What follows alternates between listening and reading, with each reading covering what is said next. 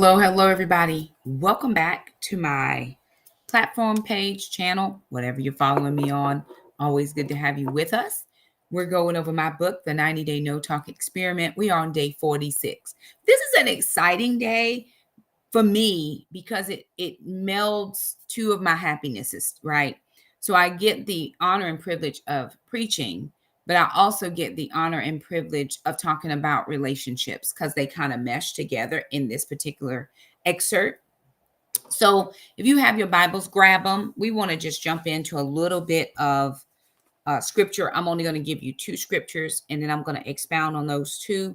Remember, we're going over my book, The 90-Day No Talk Experiment. I'm so glad to have you, so honored to be able to come into your living room, into wherever you are, into your space, and just share the heart of God with you. And honestly, share the heart of God with me.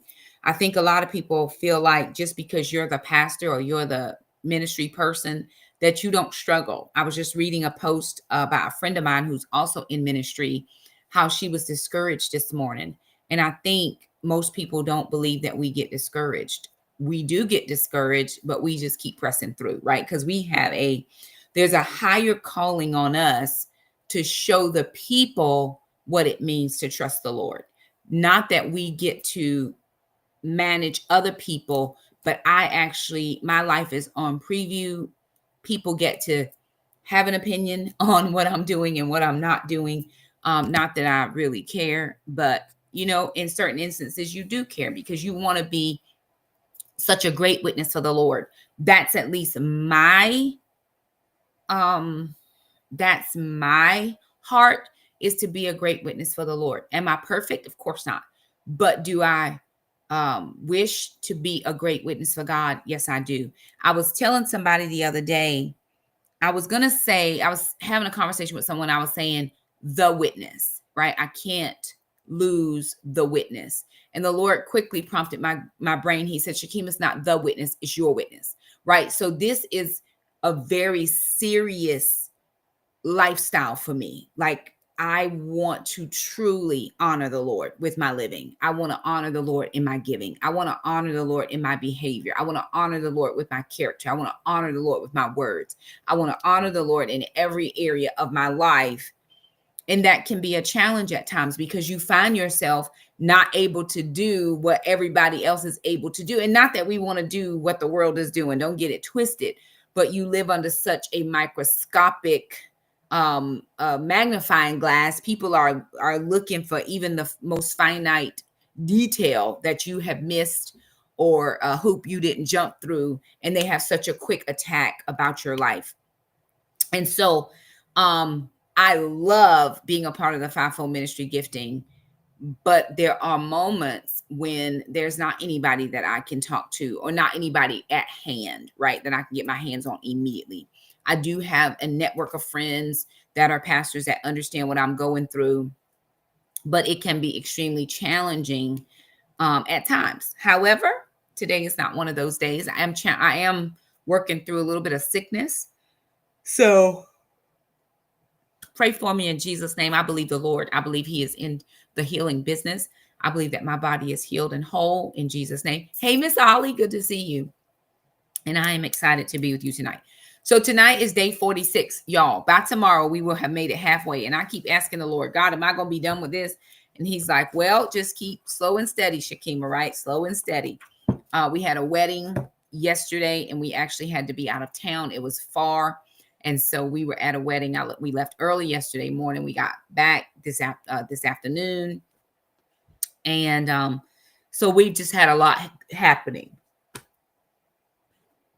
When I taught this study before, there was nothing that hindered me from just going straight 90 days. I started this in June, took some time off in July, and we're in October and I'm still going. Y'all, I should have been done, but that's okay. We're going to get through it. It'll be perfect. So tonight's excerpt is called Habakkuk 2:2, or Habakkuk, if you're used to that wordage, 2:2, chapter 2, verse 2. But I'm going to read it in God's Word translation, and I'm going to start at verse 1. So I'm in Habakkuk chapter 2, And I'm going to read verses 1 and 2. You can read those scriptures as well, or just write it down, come back to it later. And the little title above my chapter says, Habakkuk waits for the Lord's answer. And this is him saying, this is Habakkuk saying to the Lord, I would assume in prayer, I will stand at my guard post. I will station myself on the wall. I will watch to see what he will say to me and what answer I will get to my complaint. So evidently he's got some problems. He's telling the Lord what it is, and he's just waiting on the Lord. Verse 2, this above it, it says the Lord's answer. And I might read verses 2 and 3. Then the Lord answered me, write the vision, make it clear on tablets so that anyone can read it quickly. The vision will still happen at the appointed time. It hurries towards its goal. It won't be a lie. If it's delayed, wait for it. It will certainly happen. It won't be too late. And so in this particular, let me read verse 2 out of a different translation. This is the Message. It says, and then God answered, and then God. So Habakkuk went to the Lord with his complaint, and then God answered him. David said, I cried to the Lord and he heard me, right? So this is showing that we got to go first, and then the Lord is going to give us an answer to whatever it is that we're asking, saying, thinking, processing, all of that. And then God answered, write this, write what you see, write it out in big block letters so that it can be read on the run. In the Amplified Classic, it says, and the Lord answered to me and said, write the vision and engrave it so plainly upon tablets that everyone who passes it may be able to read it easily and quickly as he hastens by. So when I was writing this particular excerpt, it came back to my mind how the dynamic between men and women, right? Men are so very different. Somebody wrote a book, Men Are From Mars, Women Are From Venus. It cannot be any more clear. We can say the same thing and hear something totally different. So about 5 years ago, I was dating this individual. It's the only guy I've dated in the whole 16 years I've been single, separated, divorced, single. And he said to me once, you're too busy. I heard, clear your schedule. I want to spend time with you. That's not what he said. He said, you're too busy. So here I am. I'm shuffling my schedule. I'm moving things around, and I'm just trying to make time for this individual that I think wants to see me, because I asked him clearly so that there would be no confusion. I said, are we dating? Right? Because in these new modern ages, you might think you're dating and they don't think you're dating. So I needed to ask a question. Are we dating? Because if we are, then my expectation of dating is very different than maybe what your expectation of dating. We probably should have wrote it all down. We didn't write it all down. But he did look at me like I had grown an extra head and 4 new eyes. And he said, really? Of course we're dating. Okay, very good. So I heard, he said, you're too busy. I heard, clear your schedule. I want to spend time with you. And what I wrote down in my book, and probably this was past that experience because I did this in 22, is way too much these days. I hear men saying that women don't know how to submit, right? We always take it back to that submission point. We always take it back to, are you going to submit? Are you going to submit? Will you submit? Now, before you ask a woman, will she submit? Ask yourself, have you presented something for her to submit to? Because submission very plainly means to come under the mission of another, right? What is it that you have spoken?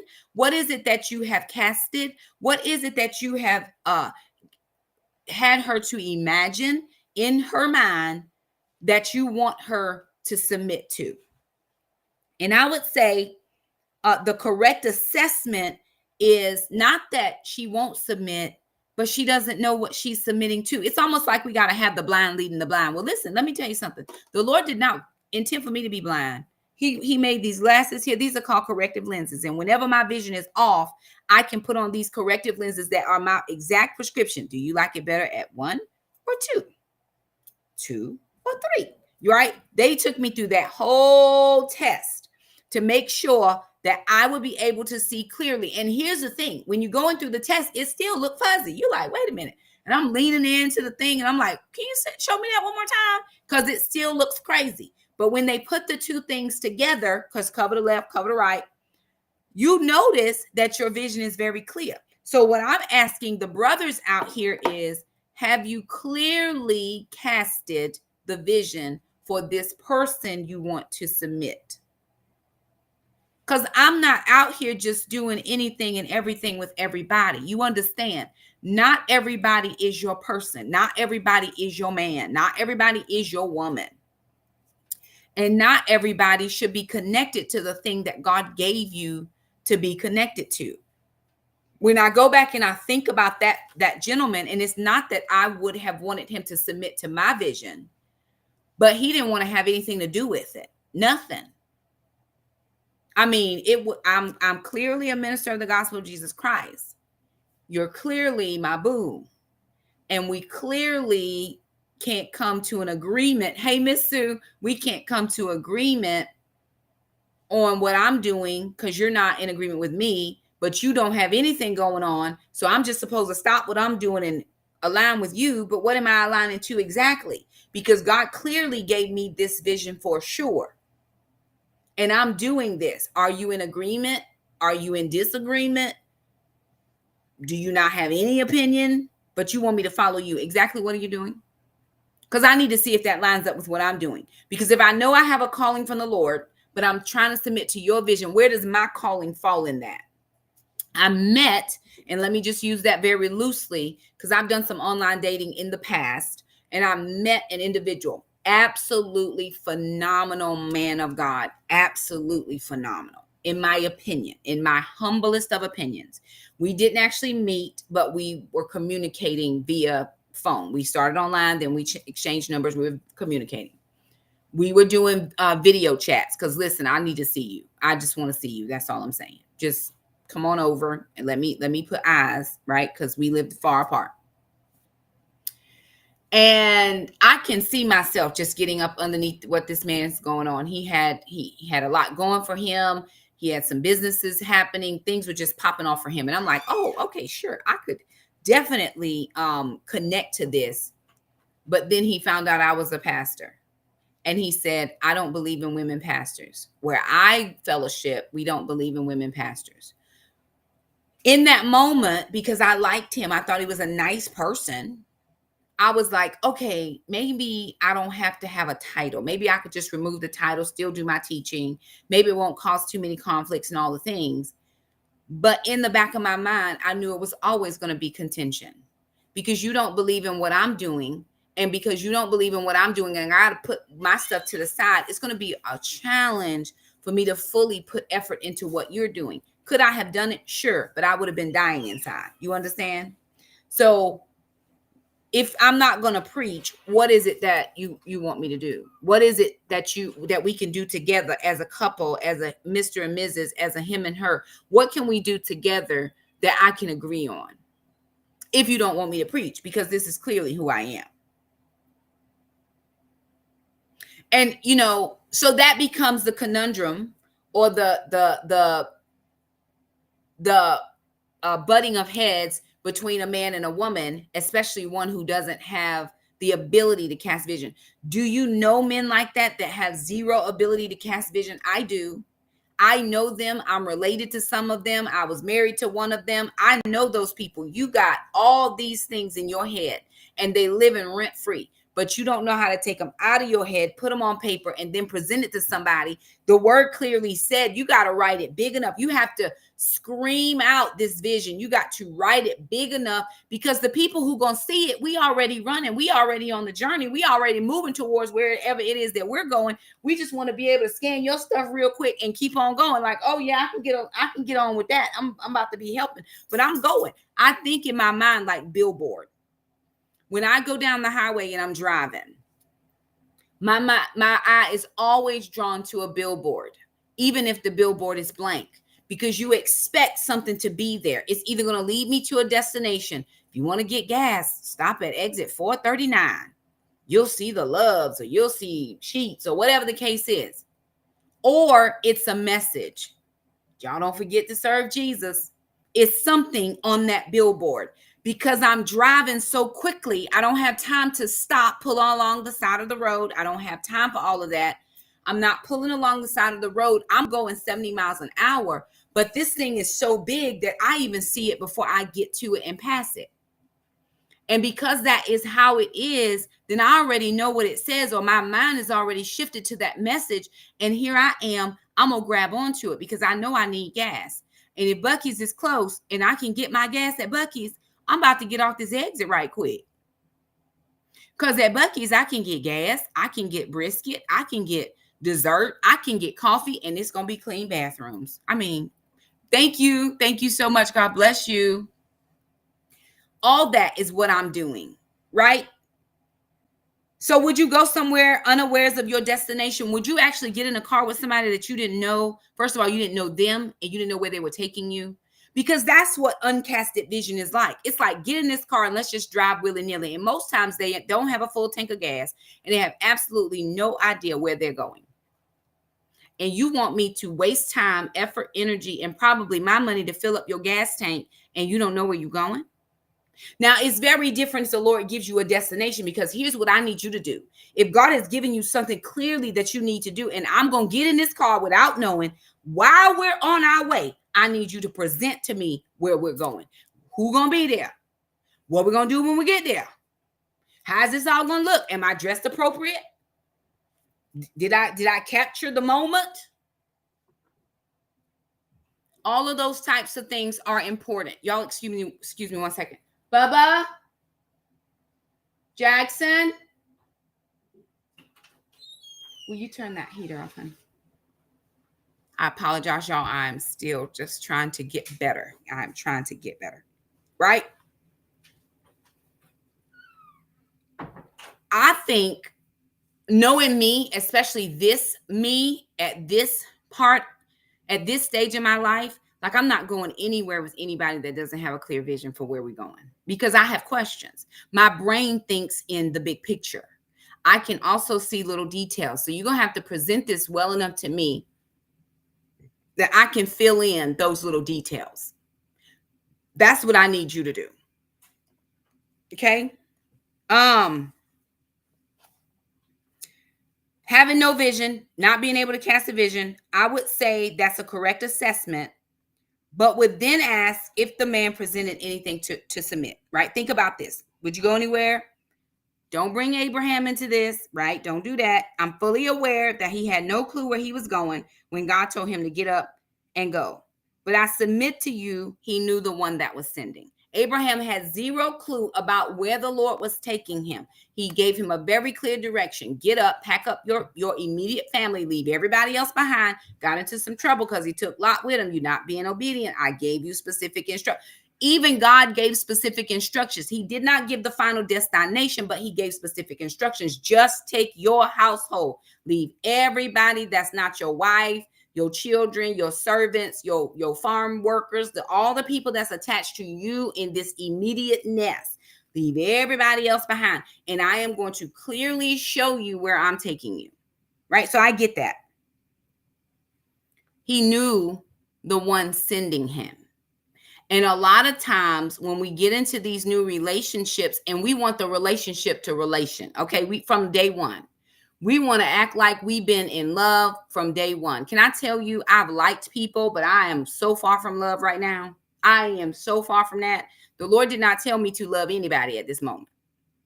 He didn't give me that directive. I was watching God, I hate that I can't remember this man's name. Trill AC, maybe. And I hate dropping names because some of y'all might not like these people, but whatever. Oh, Lord. I done something crazy. I don't even know what rule I broke, but I did something, child. Hey, Ebony, good to see you. But here's the thing. He says friendship should come first before we be in love, right? Because I need to make sure that when stuff start going crazy, you still my friend.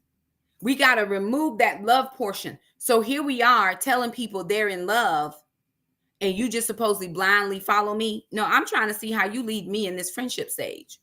Like where you lead me in this friendship stage. Did you call? Did you text? Did we communicate? Did you plan the date? Did you tell me what I'm supposed to wear? Do I know where we going? Do I know you well enough that if you don't tell me where we're going, you at least gonna tell me what to wear?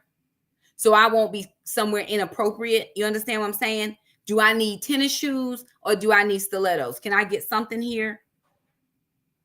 I'm always gonna wear big, bright, bold earrings, but we going to somewhere that I don't need this. I just need a little diamond or something in my ear, just a little hoop situation. Can you give me something? If I don't know where I'm going, I need the one who's doing the sending. I need to know the one who's doing the sending. Have we even spent enough time together for me to submit to something that you got going on? I don't even know. I was looking up something the other day. How long is the talking phase of a relationship? Because I'm interested. I want to know. And clearly it says there is no clear timeline, but it usually lasts between 2 to 3 months. Now, in 2 to 3 months, if you don't know you want me to be your boo, why are we still talking? Why? Why, friend? Because I'm on a whole nother level. I'm going to be 50. My birthday in a few months. Why? Right? Some women don't know the one asking them to blindly follow it all. You cute, we like you. You might got a whip. You got some money. I don't know what people are attracted to these days. But can I just say this for the older, more mature women, and this is for the people in the back. Your money is not going to sway me. It's just not, because I work, right? I'm not in my soft life yet. I work a job every day. I'm going tomorrow. And I'm going to get paid from that job. So your money is not one of those things that's going to draw my attention. Do I appreciate the fact that you're generous? Do I appreciate the fact that you pay for dates? Absolutely. But know this, if you say to me, you don't have enough money to pay, I may float us this one time, but we will not be going out again because you didn't understand the assignment, sir. I am not one of these 20-year-olds. I'm not living off love. I'm living off direction. I'm living off vision. I'm living off what are we doing? I got to have something to look forward to. You got to paint this picture so well. You have to paint this picture so well that I don't have any questions about what it is. Y'all know those things where you just paint by number and it look real weird until you start filling in the colors and they tell you what color to put everything in. And when you start adding the colors, it really starts looking like a picture. Like, I don't need the paint by numbers. You can just go ahead and show me what it looked like already fully painted, because that's the stage of life I'm in. So again, some women don't know the one asking them to blindly follow. Here's what I know. If you present a clear vision of what you need to accomplish, what God has called you to do and where you are going, the one who is supposed to submit to that vision will. Going back to what I said earlier, not everybody is called to submit. They're not. You better make sure the right person, because it's not just the women who get in trouble. If you're a man and God has given you a clear vision of what you need to do, you need to go to your city and you need to just take over and do all the things. And he's giving you a call of God, or maybe he told you to start a business or whatever the case is. And you start dragging everybody with you that's not capable or equipped, nor do they have the bandwidth to be able to support what you're doing. It's going to be years and years and years and years of you going back to God saying, are you sure you told me? Because I feel like I'm working harder. Now you working harder because you got the wrong person along for the ride. They're not supposed to be there in the first place. They're nothing but dead weight, just dragging you down. They're dragging you down. They're taking the vision down. Now you ain't even sure what God said. What he said, he didn't change his mind. You just didn't pick right. Oopsie. That's the truth. He did not change his mind. We just didn't pick right. And there's nothing wrong with acknowledging that. Once you understand the fact that you didn't pick right, you need to go back to the Lord and say, God, can you fix my picker? Because it's wrong. It's off somewhere. Can you help me recalibrate? I'll get on the, I do my weight in the mornings. And sometimes I'll step on the scale and it's like 10 to 20 pounds difference. Now, I know I didn't lose that much in a day. So it will say to me, calibrate, because it talks to my phone. I have an app. It'll say calibrate. I already know either it's in the wrong place on the floor. I put it in the same spot every time. I weigh the same way every day. So I know that I got to step on this again so that it gets my full, complete body structure. It tells me all my things. And and then it will ask me, are you sure if this is you? Because if this is not you, we can do it again. And I'll have to hit remeasure. And then when I step back on after it has calibrated itself, it gives me a clear picture of what my body looks like that day. So what I'm saying to you and to me is you might be dragging around dead weight of a person that's not supposed to be involved. You want her to submit, submit, submit. And there's nothing you can do, nothing you can say. There's no presentation you can give. There's no billboard you can give that's going to make her fall in line with what you're doing. So it could be on both sides. He's not leading and she ain't the one you're supposed to be leading.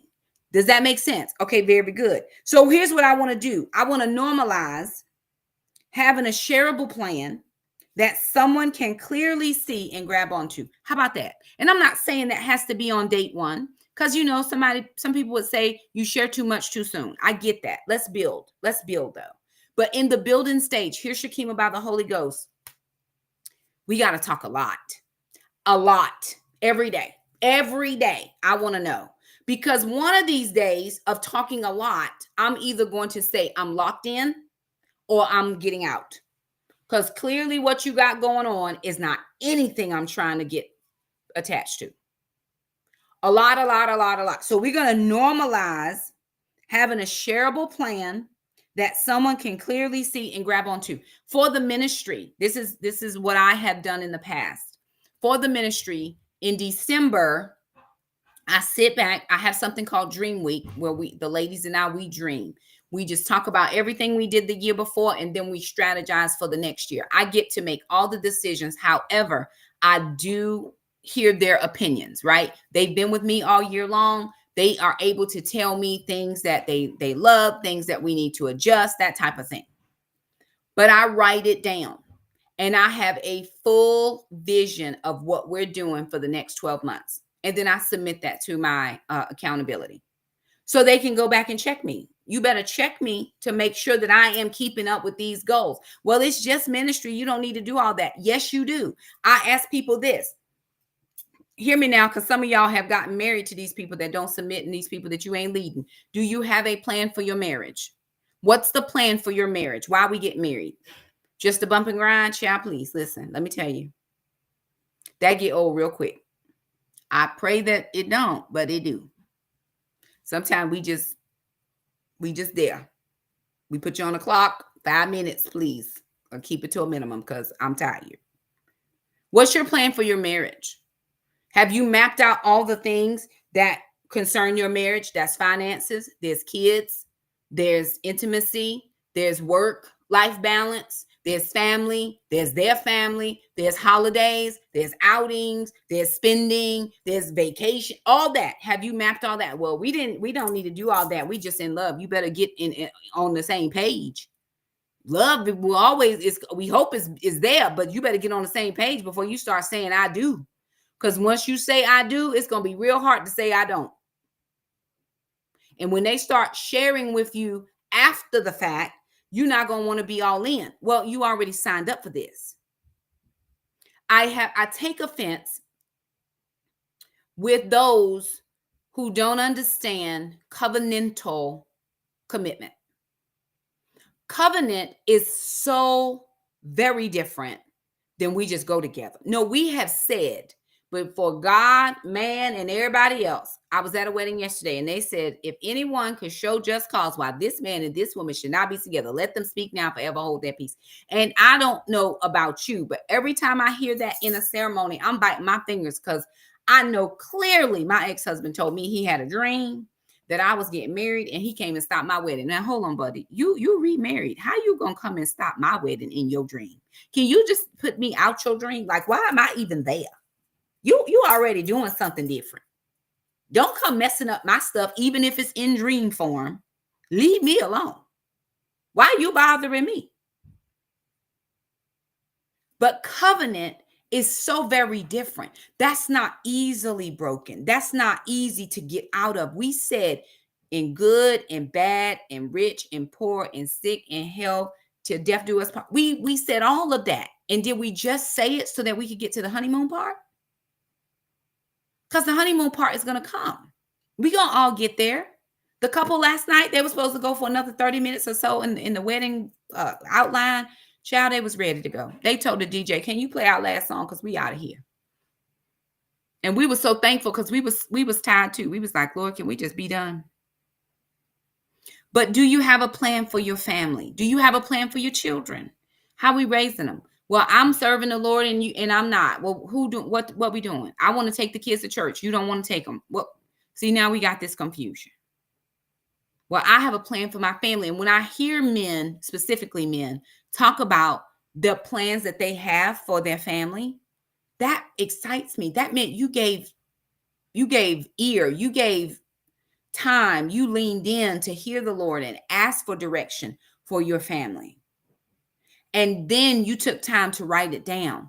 And then you're such a good salesman that when the Lord sends you a person that you want to think about coupling with, it doesn't even take any effort, because this thing just your vision, what God is giving you to do, makes your baby jump. You just like, ooh.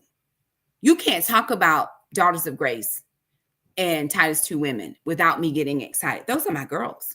Those are my ladies. Those are God's daughters that he's given me charge over. And I take that very seriously. And if you're not going to come and support what I'm doing, then how in the world can I support what you're doing? Because clearly we don't agree on what each other is doing. Okay. We're going to normalize having that shareable plan. It's a no-brainer to believe that she would be willing to follow if you laid it out. And here's the other thing. Let me just say this.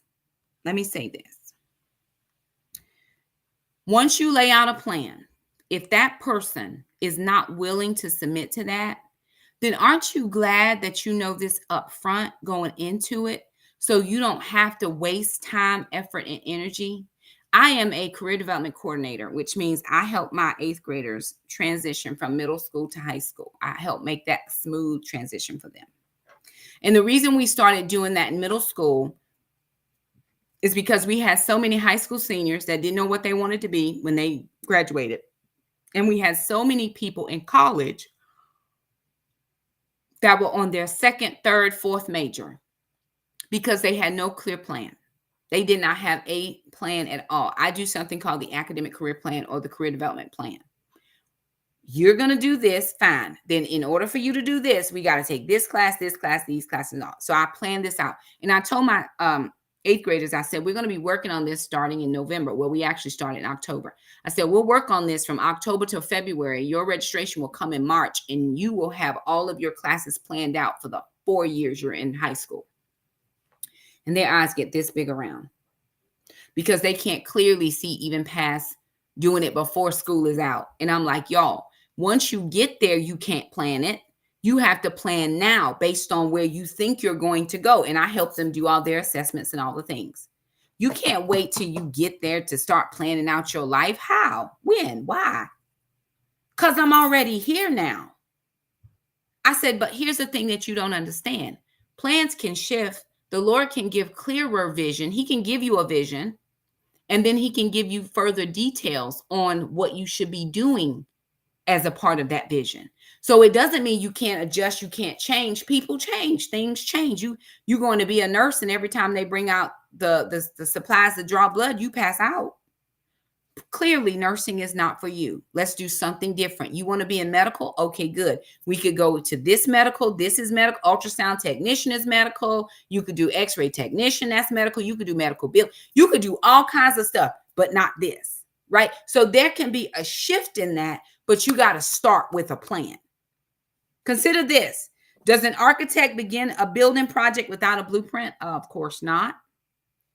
He'd be a fool if he was. With the cost of materials these days and how land prices are, you better make sure you know exactly where you're going, the land perks, and you can put something on it, a structure. You better make sure that foundation is set and firm, and you better make sure you have skilled workers working for you, because if you do not, and you just put a building up willy-nilly, the elements, the rain, the wind, especially down here where we live in Hurricane Alley, honey, anything can blow that down, and you will have lost your total investment. And how does the project manager give direction to the workers without the plan? See, the blueprint is what I expect you to erect. When you have your specs for your area, then I expect you to lead and guide your workers to get that particular portion done. Not everybody works at the same time. You got foundation, that comes first. Then you got structure, or you got walls, that comes next. Then you got sheetrock and mud and all that stuff. Then you sand that down. Then you start putting in your fixtures or your plumbing, or you run your electrical. I know I got it out of order, but you run your electrical before you actually put your drywall up. So there's a structure in place. But I don't just build a house because I want to build a house. I'm not qualified to build a house, but I do know qualified home builders. And so I would be smart to go get me a home builder. I may not necessarily be qualified to run this family on my own, but I do know one who wants to partner with me in this. And he has a fully fleshed out plan of how he thinks this family should run. He doesn't want me to work, and that's fine because he can afford for me not to work. Now, this man going to tell you, you can stay home and y'all can't afford to rub two nickels together. That is not the plan of God for your life, because you're going to be in some trouble. So here's what we're going to do, sir. You're going to go back and you're going to get that from the Lord and ask him why you up there. Is it okay if my wife works? Because I cannot be out here without any means of taking care of my family. I just can't. That's not who I am. I'm not, we going to be in love and that's it. No, play. You're going to have to bring some coins up in here. I am so far outside of struggle love anymore. Don't even approach me with that. Because my tongue is sharp and sometimes I'll say stuff and people get their feelings hurt. And I don't mean it like that, but I'm just telling you, Shakima, that's me. That's me. Shakima with an S, one E. I am not into struggle love. You can have all of that. I've already done it. I had a t-shirt, could write a book, but I'm not doing it again. Okay? It's impossible. At best, what you will have is organized chaos. And that's an oxymoron in itself. How is chaos organized? It's not. It's everybody running around with a chicken, like a chicken with your head cut off, and you can't figure out what's going on. You don't know who's supposed to be working. You don't know what team's supposed to be in. You don't know when the last time they came in. You don't know if they ordered all the material, if they took the material they ordered for you to another job. You don't know anything. That's why you have a manager. And the manager always has the plan. You need a family manager. They always have the plan for the family. Y'all, this is my budget. I won't show it to you, but this is my budget sheet. I keep it on my computer, but I also print it out. The plan for this month is to not spend money. There's no random spending, nothing. No Amazon, no Walmart. We ain't making no trips to nowhere. We don't even have grocery money for the month. That's okay. We're okay. Don't worry. We have groceries, but I'm not spending any extra money on groceries outside of the home because I have plans. There's a plan. The plan is to save this much money between this time and this time. I'm giving myself 12 months to save a certain amount of money, and that is the plan. And when anybody comes over here asking me, do I want to go? Do I want to do? That's not on my plan. I'm sorry. I love you, and I would if I could, but it does not line up with the plan. The Bible is clear. This is my loose paraphrase. Make a plan so big that those around you can see it, connect to it, and help you make it come to pass. What's your 5-year, 10-year plan? Do you have one of those? I can retire in 3 years. Can I promise you I don't have a plan for retirement just yet? My son won't even be out of college. My youngest son will still be in college. And I want to be able to have some semblance of an income while he's still in college. I won't even be able to draw retirement for another 10 years after I retire because I'll retire at 52. I can't even touch my retirement for 10 more years. So how you going to live, Shakima, if you retire from the school system with 30 years? What are you going to do then? See, there's no plan yet, but I'm working on it. You can best believe that I'm working on this thing because if I want to go, I'm going. But I need to know where I'm going to. Okay, I'm going to start a new career. I can do 20 years and still be 72 if I want to work. But I don't want to work in laborious jobs. I want to work in something that I enjoy with people that I like, doing something that is not even considered work to me. What's your plan for 10 and 20 years, 10 and 5 and 10 years from now? They absolutely, one of the comments says plan and budgets keep you focused and encourage you to reach your potential. Absolutely. You cannot have the best marriage in your family if you don't plan for that.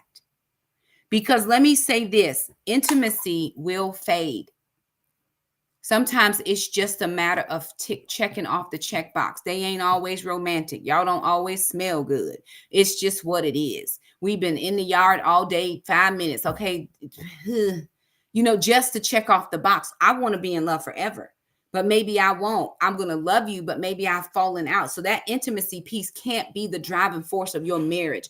We have to know that God has put us together for a specific reason, and we need to accomplish this together. It can't be done without you. You need to understand. Now, don't try to convince somebody that it can't be done without them, because we ain't out here begging people to be with us. That's not a thing. It's just not a thing. So what I want to do is I want to make sure clearly that I'm communicating what God gave me to do. And I'm not saying that the man is the only one that has a plan. I have a plan, and I can submit that plan to you. And then you can decide if you want to be a part of that or not. He says, make a plan so big that those around you can see it, connect to it, and help you make it come to pass. Do you even know the purpose and plan for your life that you can pen an accurate vision for someone else to see and follow? Write it down. Write it down. Well, Shakima, that just seems like too much brain energy. Aren't you worth it? Isn't your family worth it? Isn't your future children worth? Aren't your future children worth the time it would take to sit down and write out what you need to write out? Is it not? We're not at that point where we can expend that energy. Well, I don't just have it. I can't just come up with it. Okay, start in December, but we need to have a plan set for January 26th. In January of 26, this is how we gonna roll. This is what we doing for our money. This is what we doing for our kids. This is how we gonna be intimate. Shakima, nobody writes down their intimate. Yes, they do. Yeah, they do. There's some people that meet on Thursday nights at 11 p.m. They do. Now, I'm not saying that's it, but I'm trying to tell you, listen, we weren't as romantic as we needed to be in 25. I need that to change in 26, and this is how we can get there. I need a date a week. I need to go on one vacation. I need to go on a marriage retreat. Something. You got to write that thing. You think you're going to keep it spicy just because they look cute? Child, can I tell you that these eyebrows have been drawn in? This eyeliner has been drawn in. These 2 double shades of lipstick have been drawn on. And as soon as I go in that bathroom and wash my face, honey, it don't look nothing like this. I had to get in the shower just to get these curls to pop like this. But honey, I use like 4 or 5 products. It doesn't always look like this. So don't get caught up on what they look like. You better get caught up on what they wrote down. Can you clearly articulate it to me? To anybody? Run it by your friends before you start running it by a mature woman, because a mature woman, if you don't run it by her right, she's going to laugh at you and leave you for real. That's where we are in 25. That's where we are in 25. We ain't just hanging out for the sake of hanging. There's plenty of people to hang out with. We can actually hang out with ourselves and be all right. So you better make sure that you come up with something way different than what you're trying to just tell me. I'm a visual learner. My kids, my students at school do a learning styles assessment, and it tells them how they learn. I am a visual numeric. I need to see what you're doing, and you need to tell me how long it's going to take us to get there. I need numbers. Crunch them numbers for me, bruh. And I'm not saying come at a person harsh, but I'm saying we got to connect on this one thing. That's the one thing in my marriage that never connected. We never dreamt together. He always had his dreams, and I was trying to connect to his dreams, and I didn't even have my own. I didn't start to dream until after I was divorced. And most people would say, well, you probably shouldn't have got married in the first place. Probably not.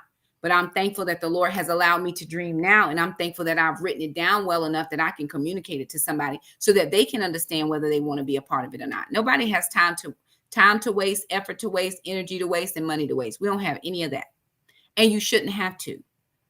There should be no expectation of wasting my time. And if you do, you need to go waste somebody else's. I can help you. Exit stage left. Okay. Here's what I wrote, and I think it's so good. Vision stirs excitement and passion.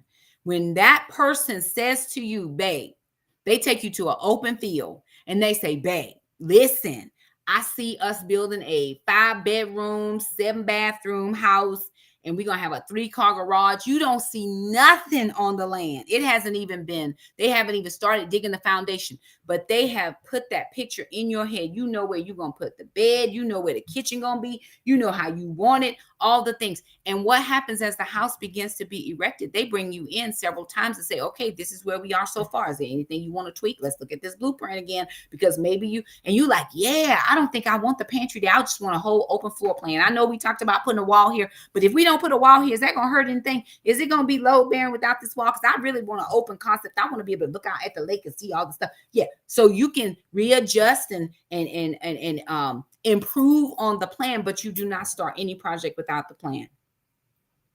Passion doesn't keep office hours. A lot of times we are daydreaming, or we go to sleep at night and we're dreaming, or the person was in their heart, and you begin to see that thing illuminated for you in your mind. You begin, and as a helper, as the helper person, what we then do is we say, okay, he's got this huge vision of building his house. I'm about to furnish this. I'm about to furnish it. I'm about to interior design the heck out this space. I got this, babe. You want your office to look like what? Okay, you don't have to worry about that. And I'm going to do it on a budget because I know how to run my numbers. I know how to crunch my coins. Understand that there is something so key in partnership, but it has to be partnership connected with the vision. Passion is constantly working on the vision. It's refining, it's adding to, it's taking away, it's talking about it nonstop, it's sharing it with whoever will listen to it. Anywhere I go, if somebody starts talking about women, I'm talking about Titus 2. Titus 2 women, even Daughters of Grace, those ladies, Coffee and Conversation ladies, those ladies have my heart. Titus 2 women is what the Lord has for me to do. Proverbs 31, I love her so much. But listen, I need to get to the place where I become a Titus 2 wife. I've been Proverbs 31. As I mature, I now need to jump into Titus 2 so that I can help teach Proverbs 31. And I know that. I tell people all the time, my specific calling is to women. Can I preach to other people? 100%, absolutely. Do I always get an invitation into that space where there's a mixed couples? No, I don't. But I can preach my behind off to women. I know how to help all of us because I'm helping me in the process as well. What would it look like for a man that God has given him a ministry and God has given me this specific ministry to be able to then partner with him to see the ministry of God just explode? What would that really look like? Honestly, we got to ask ourselves that. Vision reduces time off task because every minute is spent making the vision come to pass. I don't have time to waste. This is what I'm doing, and I'm doing it with due diligence, and I'm doing it with fidelity. Whatever God has given me to do, diligence, fidelity. Because at the end of the set and appointed time, it should look like this. Most houses can go up in about 4.5 months. We got so many people working. We got so many people doing stuff. We ain't out here for a year and 12 years trying to build the same thing. See, if it's taking you 12 years to build a house, you don't have a good plan. You don't have the proper resources. You don't have the proper people working for you. There is an issue with your planning. Well, yeah, I'm just hoping we build on. Good. What's the main structure supposed to look like before the build on? Well, I think we should have, 2 or 3 bedrooms. You want 2 or 3. You want a 4th bedroom just in case you have visitors. So you don't have to kick your children out of their room when you have people over to your house. What you want? You want enough bathrooms. You want a bathroom in the garage. You want something. You want a basement because y'all live in Tornado Alley. Do you need something secure like that? Like come on, give me something. And see, women like me, we frustrate people because I'm forcing you to share your vision. I'm forcing you to be able to visualize it so that I can see it. And most men don't like that, especially if they're not visionaries. If you're not a visionary, you're going to struggle with me because I see stuff. I'm like, oh, okay, very good. I got 12 by 12. Okay, let me see what kind of floors I want. And I start planning. I got a Pinterest board for every room in my house. Can you see it? What does it look like? How long will it take you to achieve it? These are the questions you got to ask yourself. How much will it cost in capital and sweat equity? Where will the finances come from? Can the vision be reproduced in and through other people? Can somebody take your blueprint and create their own blueprint? Can it be recreated? Where or who are your ready resources? These are all the things. What's my time investment? What's my financial investment? Where are the people that I'm going to need to lean on just in case this doesn't work out? Do you not know that you probably should have marriage mentors? You should have a marriage. If you're trying to get married, planning to get married, want to get married, Shakima, you want to get married, there should be some marriage mentors somewhere. Because clearly my first marriage didn't work out. Now the Lord has taught me some things, but I need to be able to go to a person, a couple, and say, hey, this is where I'm falling short in my marriage. My husband has clearly communicated some things that I am not doing. I need for you to, first of all, show me, teach me, tell me where he's right and I'm missing it, and then show me how to correct this behavior. And if they don't have a marriage plan that's working well, it doesn't matter. They've been together 30 and 40 years. Do you love her after 30 and 40 years? Because people are together for all kinds of reasons. But if I don't love you after these 40, 50 years, then I don't have no right to tell anybody else anything about marriage. We just roommates. No, I don't need a roommate. I want to be in love for the rest of my life. Like, God, are you going to connect me with the one who's going to be with me for the rest of my life? Like, I'm planning a lifetime with someone. And I need to make sure that we are on the same page. My children are about to be done. I'm about to empty nest. I've always told my kids this. Whenever they no longer lived at home, and I still have, my daughter will be here for a little while. Whenever they no longer lived at home, I don't need a big house. I don't need grass. I don't need any of that. I plan to downsize this home. Do something like a townhome, because I don't want to deal in my nesting years with grass and flower beds. I don't even want to garden. I don't want to do anything.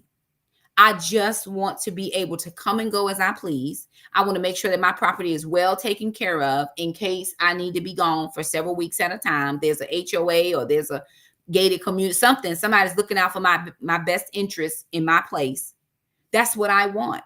But what if my spouse doesn't want that? And he's like, I hear you. God hasn't sent me anybody yet. But what if he says, I hear you, but here's what I want you to understand. If we built a home where we could have rooms for the kids when they wanted to come home, or if we, instead of getting a together townhouse, why don't we just build a tiny home or something? It doesn't mean my plan can't change. It can change, but I need to have something to change it to. What vision did you cast for me in order for me to come underneath that vision so that we can make it come to pass with the help of the Lord? That's the question that you have to ask. Dreams can illuminate vision. You can dream that thing and it pours so much illumination on that vision that you are ready to run with this thing. You are like, listen, I don't need no more promptings from the Lord. I got it. God, you said it. I got it. Illuminated vision given proper attention and time can produce your heart's delight. When I tell you that it took me years to figure out Titus 2 women, and it actually took us going into the pandemic, because before that, I couldn't figure out how to do video chatting. I know it was a thing. I just didn't know how to do it. We were on the call line, and nothing wrong with the call line, but there's got to be I want to see you. I want to see you. I want to see your face. I want to see your expressions. I want to see your emotions. I don't just want to hear them. I want to see you. And it took that tragedy of a situation for me to get my thinking clearly. And the Lord was like, do this. And for the last 5 years, we've been doing this. And every year we evaluate. The one-time plan for Titus 2 is not the one-time end all be all. No, you got to keep evaluating as you grow, as people leave, as people come, all that. You got to keep evaluating. And we keep adding on. Sometimes we'll trim away, but it's still always that firm vision is there. I do a word of the year.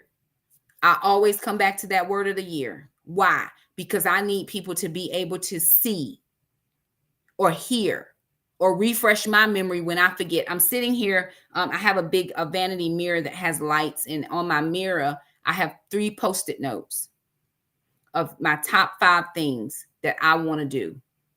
And I can look right now and I can say that off of this list, I have my top 5 be or become, the top 5 things to have, and the top 5 things to do. So out of my B list, to be healthy and fit is on my list. I am so far on my way to that. Y'all, can I show y'all These muscles are up in here, and I got like shoulder muscles because I'm in the gym every day. I'm in the gym. I didn't go today. I wasn't feeling well. And I didn't go yesterday because we were traveling. But I'm in the gym almost every day. I'm in the gym 6 days a week at minimum. So healthy and fit, I'm getting ready to cross that off my list because I have written that thing down and I have done the work. Tomorrow I start a new program. It's called the Essence Program. And I'm going to be in there in that gym with my gloves on. Do I look like everybody else there? No. Does my body look like everybody else's? No. But am I still going every time? You are here to stay, ma'am. You are here. My top things to do, I want to teach the word of God. I want to teach women. Yes. Those things that I'm already doing right now, I want to do it more faithfully. I want to do it with fidelity. I want to end up eventually traveling and doing that. So I just keep plugging away at it. But I have it written down for me to see. Maybe nobody else may ever see it, but I have it written down for me to see so that it never gets far from my mind what the Lord told me, first of all, and then what I should be working towards.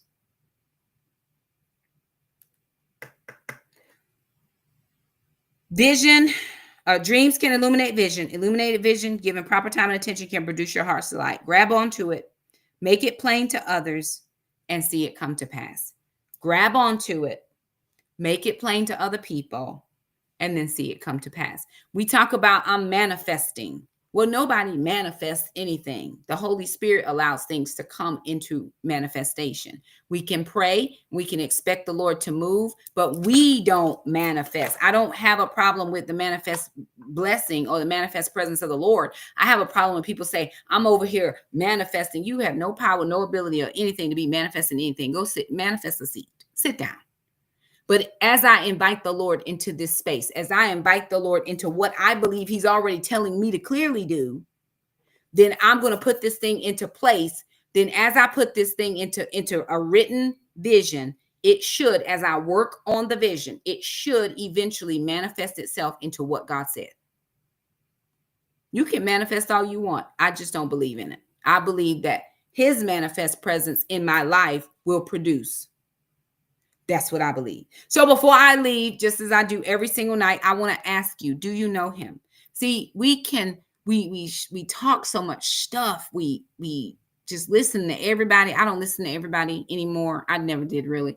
But we listen, and you don't even have to listen to me. Listen to the Holy Spirit. Allow yourself to lean into God and hear what he has to say. Lean into him. He wants to talk to you. I promise you that he does. And he will. If you allow your ears to be open. Let me have ears to hear. If you don't know him, you can. He can be as real to you as I am sitting right here. He wants to know you and honestly wants to reveal the plans he has for you too. He didn't just want to reveal it to me. He want to reveal the plans he has for you. Give him a chance to show you his vision for you that might make you run with it. Allow the Lord to show you clearly what he has for you to do. When I first started ministry, I didn't have a lot of people that believed that God had called me.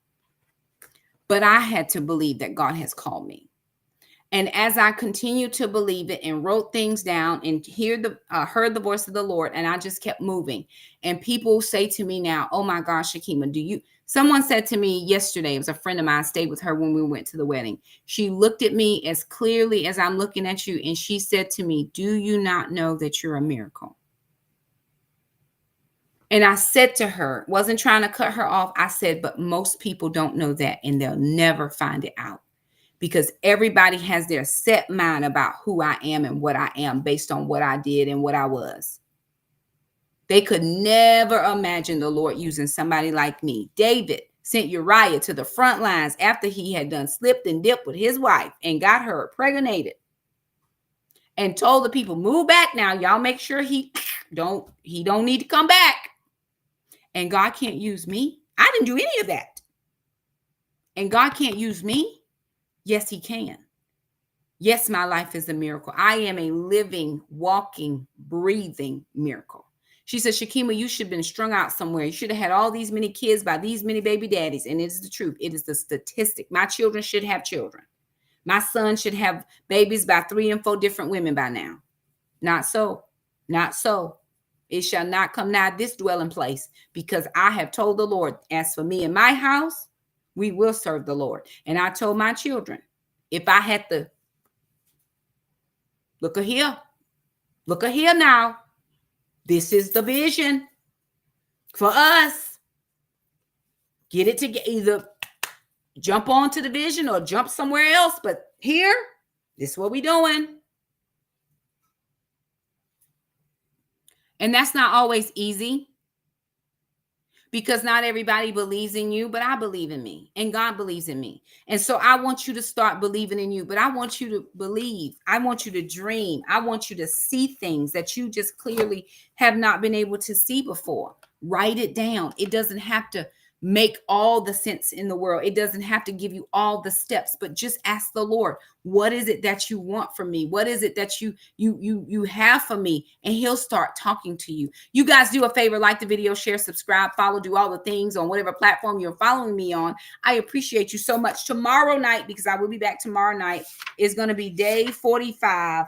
Please don't assume. Please don't assume. That's day 45. All right, you guys, I'll see you tomorrow night. Bye now. Thank y'all for joining me. Thank y'all so much for joining. Love you guys. Love all y'all. Okay, bye.